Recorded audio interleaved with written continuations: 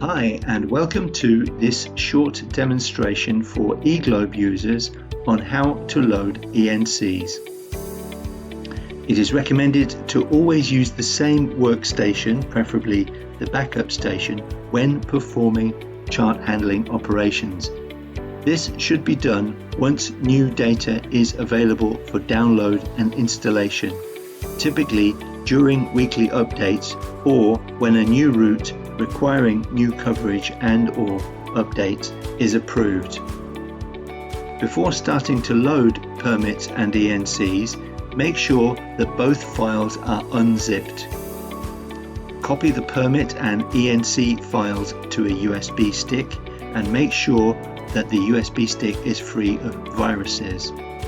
Connect your USB to your eGlobe. Ensure that no other USB stick is connected to the eGlobe G2. If you have eChart secure, connect your USB stick to the designated USB port on the eChart secure gateway. Open eGlobe and select Chart Loader. Navigate to Settings, then to the Drives tab. Check Scan all available removable devices and keep a copy of latest media. Please note, if you have eChart secure, please use Scan Local Path instead. Also, if you have eSync, please be sure to tick Keep a copy of latest media.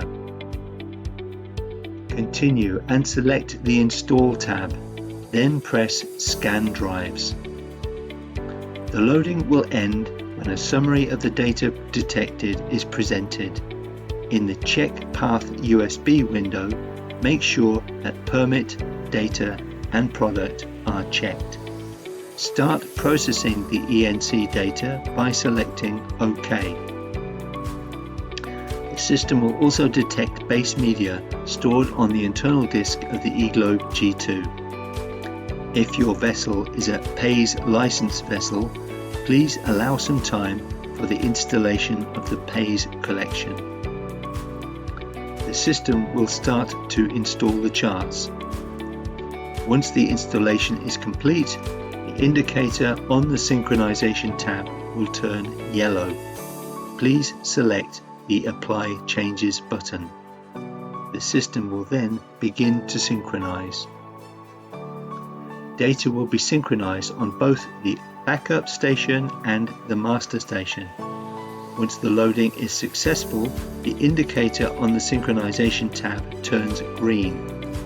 Now you can see new ENCs in your inventory, or that all ENCs that are needed are up to date.